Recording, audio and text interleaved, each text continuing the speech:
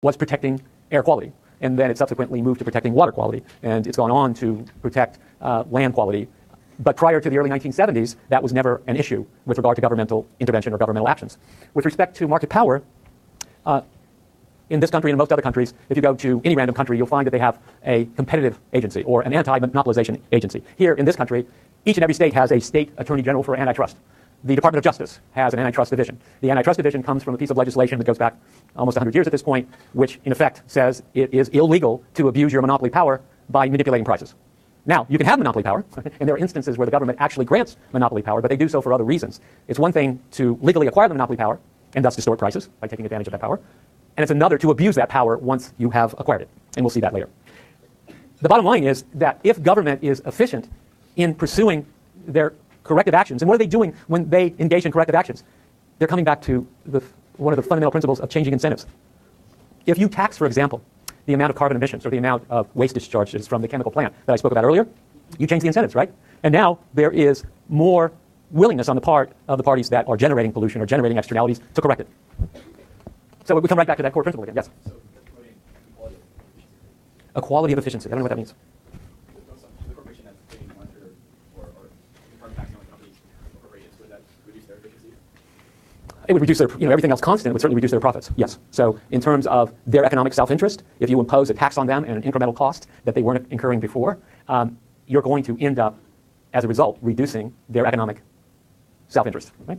So now the question is, you could use that tax that you've imposed upon them to collect revenues to redistribute that either to remediate the harm that they've done, either in the lake example that we were talking about, or you could decide, as we'll see later, it may be in society's best interest to allow that lake to be polluted and use those resources for some other purpose. But I didn't understand when you said the efficiency of equality. I don't know what you meant by that. Like one company would become less efficient while another would become more efficient. In regards to like the fishing company. So if you have the company that's polluting the lake, then the fishing company's efficiency goes down because they don't do Yes. as much. And then the industry is polluting the lake, their efficiency goes up because they can do this unhindered. But then when you put those locks in, their efficiency is capped. But the fishing company's efficiency rises. Right, exactly. What he's just done, he's taken us out to lecture. Okay, he's taken us to, see, maybe we could just jump right across the first part of the course. He's taken us to the seventh week. And it's called, what he just did is gave you the basic landscape for the Coase theorem. But we'll talk about that later, all right? No, all right. Anyways, governments can do good. Now, that doesn't mean necessarily that governments do good, right? Why? Because there's no benevolent governmental political leader that is engaged in correcting for all the externalities and market power that exists in a particular country. You can find thousands of examples. Go and look at the communist regimes of the former Soviet republics and ask yourself, did those governments end up correcting the failings of market economies? No. In fact, they rejected market economies and they let the government centralize all decisions with regard to what was going to be produced, by whom, and who was going to end up allocating those goods to various consumers. And right before the collapse of the Soviet Union, if you went to a major grocery store, what would you have found? Pardon? Yeah, well, that's probably extreme. You've got a little bit of something, but a lot of empty shelves, no fresh, high-quality products. It failed miserably. Because they rejected Adam Smith and instead accepted the lands of Karl Marx. And it turns out that it failed miserably. But in addition, the government ended up being influenced by the internal oligarchs, and corruption reigned. They got all the rents, and they ended up redistributing whatever wealth was being created as the size of the pie was steadily decreasing to themselves. And as a result, it's not sustainable, right? It's not sustainable. What we're seeing in the Middle East, I'm not suggesting, and I don't want you to walk away with the inference that Adam Smith is the right answer. It is a fundamental concept that under certain circumstances works. And it works if and only if you have an effective government. If you look at what's happened throughout the Middle East, if you look at what happened in Egypt, if you look at what happened in Libya, if you look at what's happening in Syria today, all of those countries, those are governments that are being brought down, right? Why are they being brought down? If they were serving the economic interest of the society as a whole, would they be turned out? No. They're serving their own interest. And in doing so, they're not even correcting the failings of market economies. Look at what's happening in China. China was a communist regime for many years in which the government followed the centralized planning of the Soviet Union. But along the way, they decided that they had to introduce market economies in various sectors of their economy. Only then did they start growing significantly. The economic growth improved dramatically. And they started in the first step with their agricultural sector. And it became dramatically more efficient once they allowed Adam Smith's invisible hand to begin to work with guidance from the government, quite obviously. Right? So, governments are also engaged in promoting equity. And equality, using the language of your book. And this takes place, some people would argue that governments are fundamentally in the business of redistributing income and wealth. That's simply not true. Governments in most parts of the world are also heavily invested in public goods, namely national defense, security, and moreover in infrastructure. Okay, so here's a discussion question. Here's a number of possible activities that a government can be involved in with regard that improves society. And the question that I want to pose to you, does governmental intervention improve the outcome? public schools, K through 12. Can you rely just on the private sector and the market economy to get the right answer for K through 12? Right? Why can't you? Pardon? Right. But let me, you're quite right, but let me suggest the following. If education was purely a private good, namely, in terms of Adam Smith's economic self-interest, whatever time and effort that I put into it, I capture all of it, right? Then families and each of us as individuals will make our own private investments in those activities. However, if it is more of a public good, namely as your society becomes much more educated, people are more productive, they end up engaging in more trade, mutual benefits of trade, they end up being better citizens, more informed voters, selecting better politicians, so the government ends up promoting economic welfare rather than serving their own self-interest, individual self-interest. So to the extent that it's a public good, obviously the government should be heavily involved, right? I think that's your point. Yeah. Okay, workplace safety regulations. Should the government be involved there? Suppose it turns out that if I work for one mining company and they put me at risk of death, I may decide, why should I work for that mining company? I'm going to go work for some other mining company. And as a result of Adam Smith's adjustments, then the company that wasn't providing safety regulations, if they want to get the best employees, they should improve their safety regulations.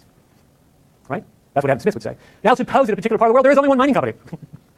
Right? Now instead of a monopoly, you've got a monopsony. So that mining company has power, market power, over setting the wages that you receive and or protecting you against the risk of some disastrous event. Once again, under those circumstances, you'd want the government to provide some regulations. Public highways. Now, this is an interesting one. We'll look at this later with regard to the distinction between private goods, public goods, impure goods. Public highways can be privatized, right? You know, many parts of the world, there is toll roads. There's a price for using the road.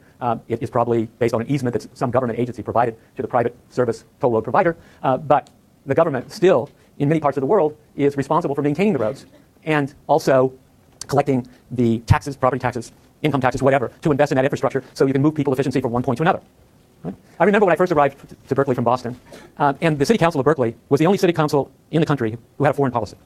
A foreign policy, that is to say, they would visit foreign countries and they'd have diplomatic relationships, but none of the roads were maintained. You'd have these huge chuck holes. They would end up wearing down your bicycle or your motorcycle or your car or whatever because they were too busy with their foreign policies. The authority and jurisdiction that they had, given the property taxes they were collecting, it would have been in my self-interest and the self-interest of other citizens of Berkeley to invest in the road infrastructure, right? Instead, they were spending more of their scarce resources looking at relationships in foreign policies. Okay, patent laws, which allow drug companies and many other companies to charge higher prices for life-saving drugs. Now, this allows me to circle back to an earlier point. Namely, governments are supposed to protect us from abuses of monopoly power. But government also ends up giving incentives for companies to establish monopoly power. Now, why in the world would they do that? There's a trade-off here, right? It only makes logical sense if we recognize what the source of that trade-off is. Why does the U.S. government currently give a property right for a company that discovers a new therapy, a new API, active pharmaceutical ingredient, suppose for cancer, right? Genentech has one drug that's out there, and it turns out they get a 20-year right to be the only producer of that particular product. Why?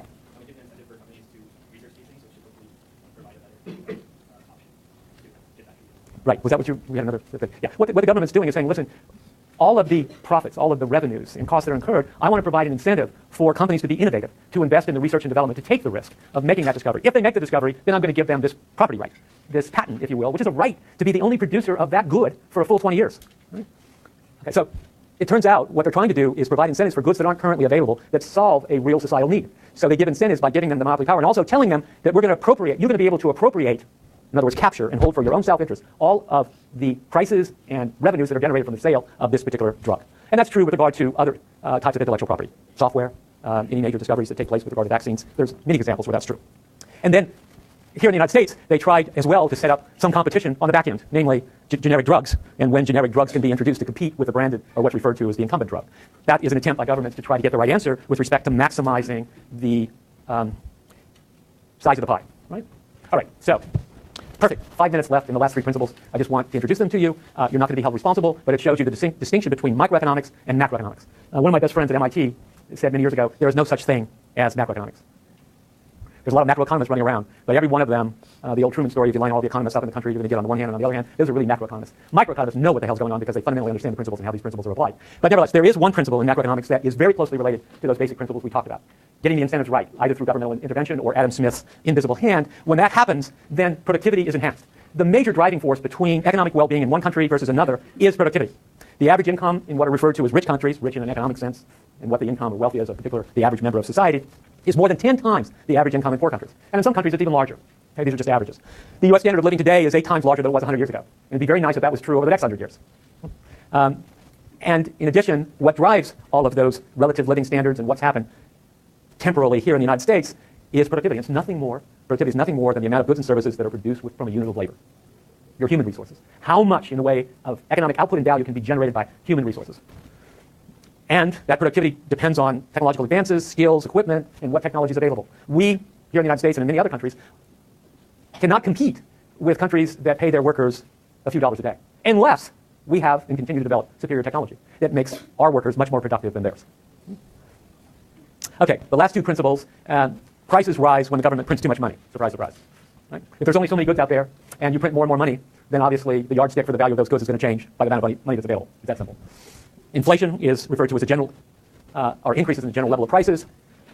And what macroeconomists have found is that inflation is caused by excessive growth in the quantity of money.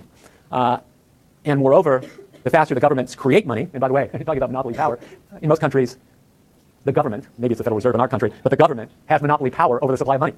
Right? And they can create deflation or inflation in terms of how they manage that money resource. And then finally, societies face short-run trade-offs between inflation and unemployment. These last two principles in particular are both sourced with macroeconomics, not microeconomics. Okay, that's it for today. Thank you.